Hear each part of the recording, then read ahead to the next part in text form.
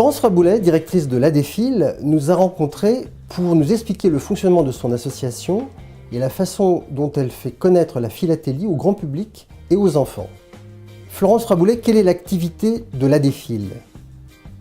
L'ADEFIL est une association qui a pour but d'encourager le loisir philatélique auprès du grand public, des jeunes et notamment des enfants de 7 à 11 ans qui commencent à cet âge-là en général à collectionner un petit peu tout. Donc nous encourageons la collection dans différentes dimensions, à la fois culturelles, patrimoniales, historiques, ludiques et créatives. Et ce en complémentarité avec les actions de nos partenaires, que sont la Poste, la Fédération française des associations philatéliques, la Chambre syndicale française des experts et négociants en philatélie, la Croix-Rouge française et le Cercle de la presse philatélique. L'ADEFIL est par ailleurs agréée par le ministère de l'Éducation nationale comme association éducative et complémentaire de l'enseignement public. Quels sont les outils pédagogiques que vous proposez ?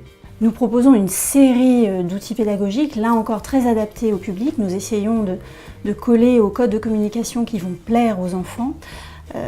Outils qui vont être très variés, d'un livret de questions et réponses autour du timbre, d'un guide l'univers du timbre qui emmène et fait voyager, de mini-puzzles à l'effigie d'un timbre ou d'un personnage que les enfants s'amuseront donc à défaire et refaire. Vous avez créé une mallette périscolaire pédagogique. En quoi consiste-t-elle ?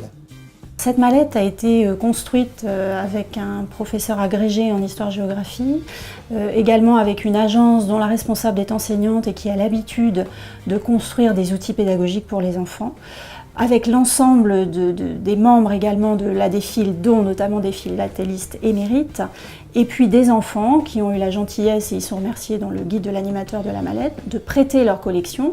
Et les enfants qui vont jouer avec cette mallette auront donc accès à tous ces outils et notamment verront des exemples de collections d'enfants.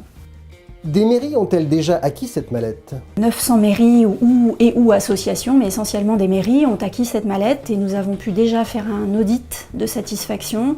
Sur 100 réponses, il n'y a que des satisfactions. Donc nous veillerons néanmoins à tenir compte des quelques petites demandes d'amélioration qu'il peut y avoir ou de compléments éventuellement de jeux. Mais globalement, c'est un outil qui plaît beaucoup, d'abord parce que c'est une mallette clé en main, que son coût est modique, je rappelle 68 €.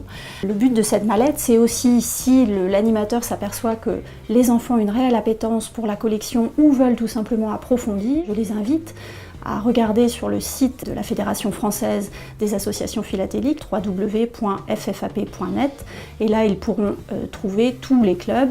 S'ils veulent écrire, ils peuvent aussi écrire 47 rue de Maubeuge dans le 9e arrondissement à Paris et on pourra leur fournir la liste du club le plus proche de leur école. Après cet entretien avec Florence Fraboulet, nous sommes maintenant convaincus que le timbre est une façon économique et ludique de voyager. Merci.